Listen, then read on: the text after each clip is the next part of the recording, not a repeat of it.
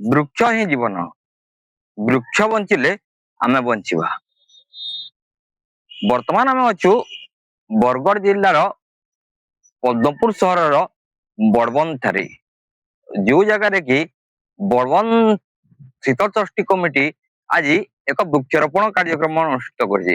ଆପଣ ଅନେକ ଜାଗାରେ ଦେଖିଥିବେ କି ଅନେକ କମିଟି ପୂଜା ପାଠ କରିସାରିଲା ପରେ ଯୋଉ କରିସାରନ୍ତି ଏବଂ ଭୋଜି ଭାତ ଅନ୍ୟାନ୍ୟ ପ୍ରକାର ମୌଜ ମଜଲିସ କରନ୍ତି, କିନ୍ତୁ ବଡ଼ବନ୍ଦ କମିଟି ଏକ ନିଆରା ରଙ୍ଗ ପାଳନ କରିଛି।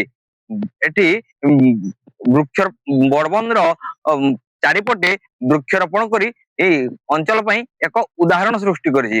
ଆଉ ଆଜି ଏଠିକି ମୁଖ୍ୟ ଅତିଥି ରୂପରେ ସ୍ଥାନୀୟ ବିଧାୟିକା ବର୍ଷା ସିଂ ବଢିଆ ମଧ୍ୟ ଆସିକି ବୃକ୍ଷରୋପଣ କରିଥିଲେ। ଆସନ୍ତୁ ସିଧାସଳଖ ଯିବା ଏବଂ ପ୍ରତିକ୍ରିୟା ନେବା ସ୍ଥାନୀୟ ବିଧାୟିକାଙ୍କର ଏବଂ କମିଟି କାର୍ଯ୍ୟକର୍ତ୍ତାଙ୍କର କଣ କହୁଛନ୍ତି ସେମାନେ। ଆଜି ଆମର ଶୀତଳ ଷଷ୍ଠୀ କମିଟି ତରଫରୁ ଆମର ବଡ଼ବନ୍ଦରେ ବୃକ୍ଷରୋପଣ କାର୍ଯ୍ୟକ୍ରମ ହେଇଛେ। ପहला तो मैं कमिटीर भाई मान को बहुत बहुत धन्यवाद देनी। एति सुंदर पदक्षेप से माने नेछन जिन जगह रे हमर ग्लोबल वार्मिंग बढ़ुछे, जिन जगह रे गछ कटा होचे, आमे जदि समस्ते सेटा केसी भी ओकेजन हो या फिर ओकेजन न थाए कि ना भी आमे जदि गछ गुटे गुटे लगामा तो निश्चित भाव रे ई जगह प्रकृतिर सौंदर्यता आहरी बढ़वा आ तथा ग्लोबल वार्मिंग जहाँ भी अच्छी सेटा टिके कमबा। ठीक टाइम रे वर्षा नहीं हबारे खरा बेसी होचे से परिवेश संतुलित हो पारबा। ए भाई मान के एते सुंदर पदक्षेप लागि बहुत बहुत धन्यवाद। आज आम वृक्षरोपण कार्यक्रम शीतल षष्ठी महोत्सव कमिटी तरफ रखी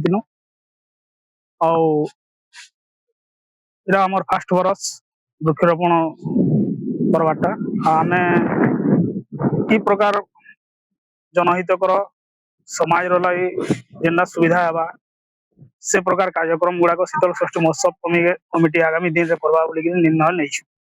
आम तो मिनिमम 100 गज जगह आमर टार्गेट अच्छे। आज तो दिन में से नहीं करे आम 2-3 जन प्रोग्राम रखीचु एटा आम विधायिका भी आसते आज वृक्षरोपण कार्यक्रम आम साहय करवाले जेन प्रकार भीषण गरम होता है वर्ष से जिनिस के आम आखे रखिक परिवेश भी जेनटा माने प्रदूषित भी हो बसलान गछ जगाले माने परिवेश सुरक्षित रहा बोले आज वृक्षरोपण कार्यक्रम।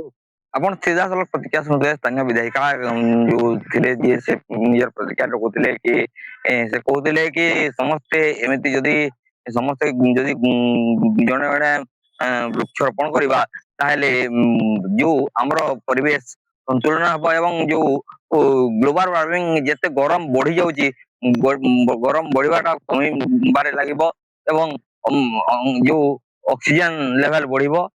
ଆହୁରି ମଧ୍ୟ ଏଠିକାର ଯୋଉ ସଭାପତି ଅଛନ୍ତି ଯେ ସେ ନିଜର ପ୍ରତିକ୍ରିୟା ରଖୁଥିଲେ କି ଏଇ ଚଳିତ ବର୍ଷ ଏହା ପ୍ରଥମ ବର୍ଷ ବୃକ୍ଷରୋପଣ କାର୍ଯ୍ୟକ୍ରମ କରିଛନ୍ତି, କିନ୍ତୁ ଏଇ କାର୍ଯ୍ୟକ୍ରମ ପ୍ରତିବର୍ଷ ଏମିତି ଚାଲୁ ରହିବ ବୋଲି କହୁଛନ୍ତି ସେମାନେ କହୁଛନ୍ତି।